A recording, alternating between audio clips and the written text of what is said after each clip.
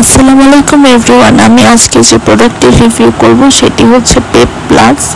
এটি ওরিয়ন ফার্মাসিউটিক্যালসের একটি ওষুধ। এটি মূলত জিঙ্ক এবং ভিটামিন বি কমপ্লেক্সের সমন্বয়ে তৈরি করা হয়েছে। এটিতে 30টি ট্যাবলেট থাকে এবং এটার দাম হচ্ছে 105 টাকা। এটি মূলত যাদের জিঙ্ক এবং ভিটামিন বি এর অভাবজনিত বিভিন্ন ধরনের সমস্যা রয়েছে তাদের জন্য খুবই ভালো কাজ করে। আমরা প্রথমেই জেনে নেব যে জিঙ্কের অভাবে আমাদের শরীরে কি কি সমস্যা শুরু হয়। জিঙ্কের অভাবে কিন্তু আমাদের শরীরে রোগ প্রতিরোধ ক্ষমতা কমে যায়, শিশুদের শারীরিক বৃদ্ধি ব্যাহত হয়, গর্ভবতী নারীদের ক্ষেত্রে গর্ভপাত এবং জন্মগত সমস্যা দেখা দিতে পারে, এক্সিমা, র্যাশ, ত্বকের বিভিন্ন ধরনের সমস্যা দেখা দেয়। পুরুষদের ক্ষেত্রে জিঙ্কের অভাব হলে স্পার্মের গুণগত মান কমে যায়। ক্ষুধামন্দা দেখা দেয়, চুল পড়ার সমস্যা শুরু হয়। আমাকে কিন্তু ডাক্তার আসলে চুল পড়ার জন্য দিয়েছিল। ত্বকের যে ক্ষত রয়েছে সেটি সহজে শুকায় না।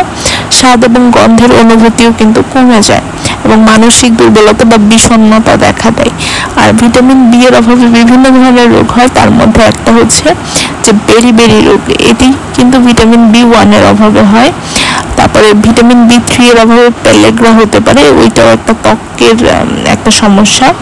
তারপরে ভিটামিন বি6 এবং 12 এর অভাবে কিন্তু অ্যানিমিয়া দেখা দেয়, মানে রক্ত স্বল্পতা, যেটা মানে রক্ত কমে যায়। তারপর স্নায়বিক সমস্যা সেটা হচ্ছে যে ভিটামিন বি12 এর অভাবে হয়। বিভিন্ন ধরনের ক্লান্তি এবং দুর্বলতা অনুভব হয়, বিষণ্ণতা সমস্যা শুরু হয়। তারপর জিহ্বার যে ঘা বা মুখে ঘা হয় ভিটামিন বি এর অভাবে। এছাড়াও কিন্তু আরো অনেক ধরনের সমস্যা হতে পারে। আর ভিটামিন বি সাধারণত বাচ্চাদের ক্ষেত্রে 7 থেকে 12 বছরের যারা রয়েছে তাদের ক্ষেত্রে 1 থেকে 2টা খাওয়া যায় ডেইলি, এবং অ্যাডাল্ট যারা রয়েছে তারা কিন্তু 2 থেকে 3টা খেতে পারেন।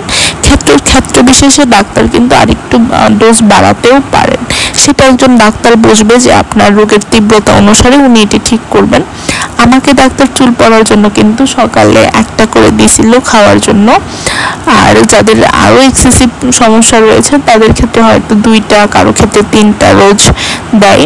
সেই ক্ষেত্রে আপনার সকাল, বিকাল বা দুপুরে খাবেন। ওইটা আপনার ডাক্তারই বলে দিবে যে আপনাকে কয়টা খেতে হবে।